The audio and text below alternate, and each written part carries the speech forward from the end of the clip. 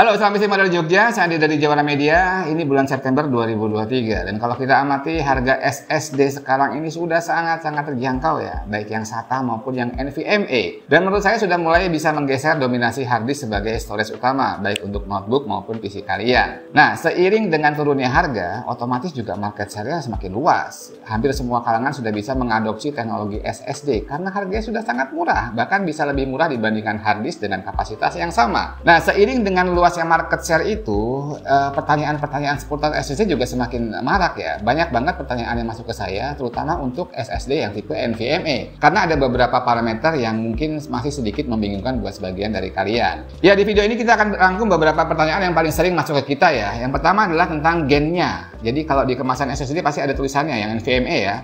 Ada Gen 3, ada Gen 4, bahkan sebentar lagi harusnya ada yang Gen 5. Apa sih sebenarnya itu? Ya, yang kedua masalah transfer speed-nya. Di hampir setiap kemasan SSD selalu dilampirkan keterangan transfer speed-nya berapa megabyte per second untuk write-nya, berapa megabyte per second untuk read-nya. Itu bagaimana dan apa sebenarnya. Dan yang terakhir masalah DRAM ya. Di beberapa produk NVMe sudah diklaim bahwa NVMe ini sudah memiliki DRAM, yang ini DRAM-less. Kira-kira itu apa dan benefitnya seperti apa? Di video ini kita akan bahas secara sederhana, jangan kemana-mana. Oke, yang pertama adalah interface-nya ya. Kalau di kemasan suka ada tulisan begini, PCI Express Gen 4, X4. Ada juga yang PCI Express Gen 3, X4. Itu apa artinya? Ya, jadi sebelum ke sana kita ngomongin dulu tentang NVMe itu sendiri ya. Perbedaannya dengan SATA itu apa ya? Yang paling esensial ya, selain fisiknya tentu berbeda karena sudah tahu. Ya, jalur data yang digunakan.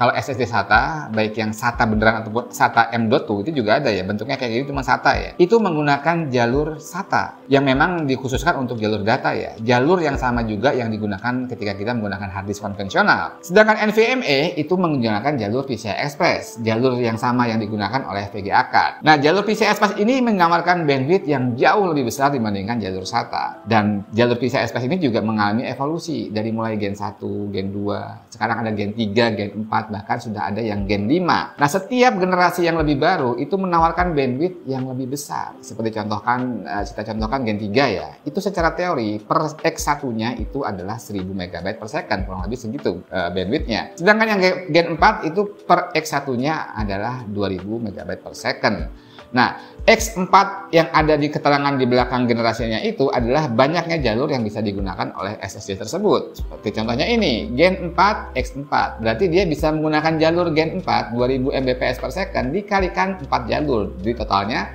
8000 MB per second. Itu adalah bandwidth yang bisa digunakan untuk mentransfer data oleh SSD tersebut. Jadi gitu sederhananya.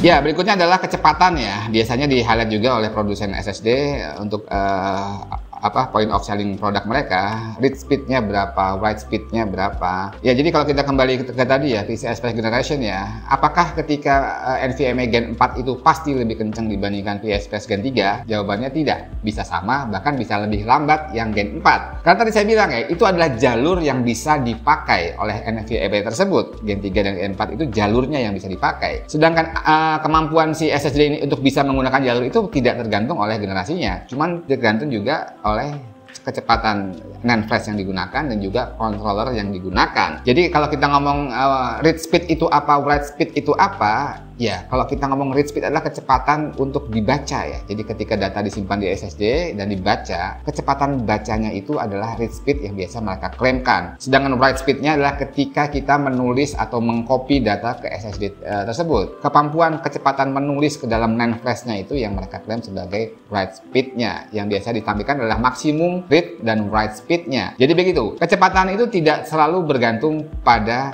PCI Express generation-nya. Cuman tergantung pada controller yang digunakan dan juga jenis NAND flash yang digunakan di NVMe tersebut. Berikutnya adalah DRAM ya, DRAM dan DRAM-less ya. Ini memang tidak terlalu sering, cuman beberapa kali ada yang nanya ke saya. Kira-kira milih yang DRAM apa DRAM-less? Soalnya yang DRAM itu biasanya lebih mahal, yang DRAM-less jauh lebih murah. Apakah itu matter? Jadi memang kita ngomong dulu sebenarnya apa itu fungsi DRAM cache dalam sebuah NVMe. Jadi memang ada beberapa jenis NVMe tergantung dari controllernya juga didesain untuk menggunakan DRAM ataupun DRAM-less. Dan memang di beberapa memang dilengkapi dengan DRAM cache ya. Sebenarnya itu fungsinya apa? Sebenarnya secara umum fungsinya untuk mapping ya. ya. Jadi memang ketika proses tulis maupun membaca itu, ketika kita misalkan mau menulis ke SSD tersebut, itu harus ngeload mappingnya dulu. Kira-kira di mana sektor yang kosong untuk meletakkan data baru ini, atau di mana yang harus di rewrite ini datanya, di sektor mana. Itu ada mappingnya, ada petanya. Demikian juga ketika kita memanggil data dari storage NVMe ini, kita harus tahu di mana kira-kira letak file tersebut untuk mempercepat proses. Nah, dengan adanya DRAM cache itu, mappingnya itu diletakkan di DRAM yang secara teori biasanya kecepatannya lebih kencang dibandingkan NAND flash-nya. Sehingga secara teori, sekali lagi secara teori ya, harusnya bisa mempercepat proses. Terus yang DRAM-less gimana? Yang nggak ada DRAM-nya? Apakah nggak ada mappingnya? Tetap ada, tapi mappingnya langsung diletakkan di NAND-nya. Jadi kayak ini, ada data Legend 850 Lite. Mereka klaim mereka menggunakan teknologi SLC caching dan juga HMB ya, Host Memory Buffer. Itu artinya bisa mengalokasikan sebagian dari RAM utama yang ada di PC atau notebook kita untuk sebagai buffer, sebagai cache SSD ini. Jadi menurut saya pribadi, untuk speed yang sudah cukup kencang sekarang untuk SSD NVMe, DRAM dan DRAM-less itu tidak terlalu kerasa. Bahkan mungkin tidak bisa kita rasakan perbedaan performance-nya ya. Karena memang kecepatan NAND flash sendiri sudah sangat kencang. Itu menurut saya. Oke, kita sudah berteori ya. Dari 3 pertanyaan umum tadi, kita sudah berteori gimana itu PCIe Flash Generation itu menentukan besarnya bandwidth yang bisa digunakan, tentang speed read dan write-nya juga yang tergantung oleh controller dan NAND flash yang digunakan, juga tentang DRAM cache dan DRAM-less SSD NVMe. Itu kita sudah berteori.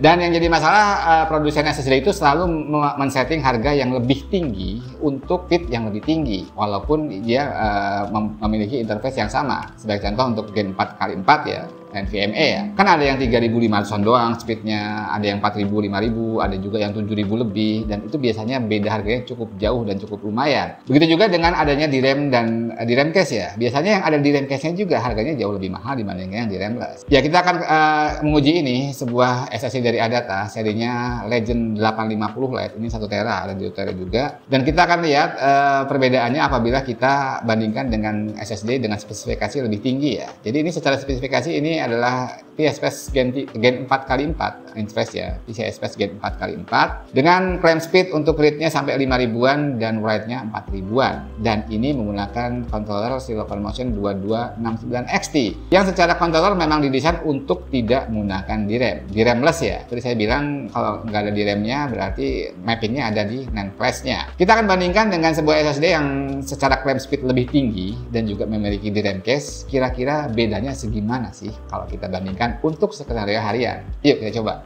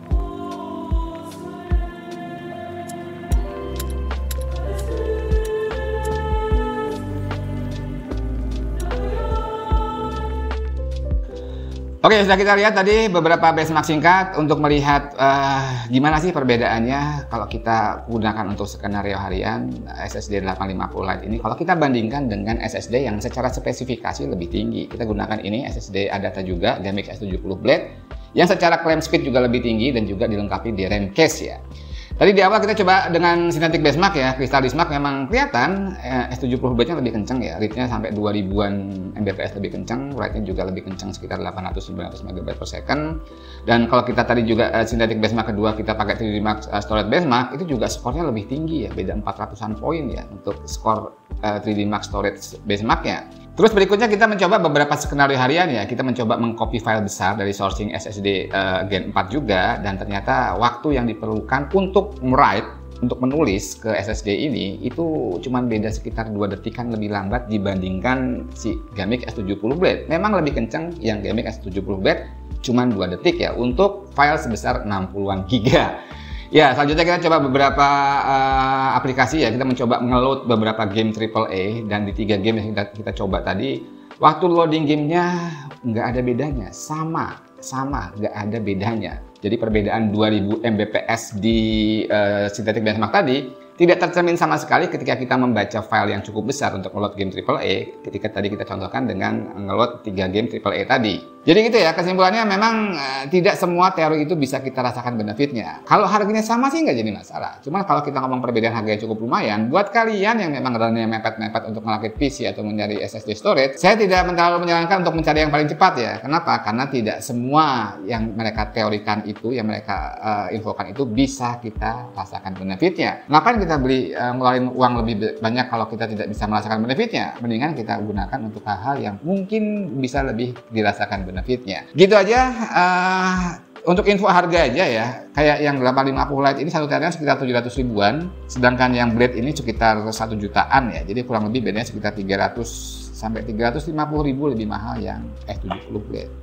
Ya, monggo, itu pendapat saya, tidak bisa digeneralisir juga. Mungkin kalian punya beberapa skenario atau spesifik software yang memang bisa merasakan benefit dari perbedaan speed sebuah SSD. Itu sah-sah aja ya, ini hanya pendapat saya untuk kacamata umum. Kira-kira itu yang bisa saya sampaikan. Kalau kalian punya pendapat yang berbeda bisa tulis di kolom komentar, kita diskusi di sana. Semoga yang sederhana ini bisa menginspirasi dan memberikan info yang berguna buat kalian. Sampai jumpa di video berikutnya. Salam istimewa dari Jogja.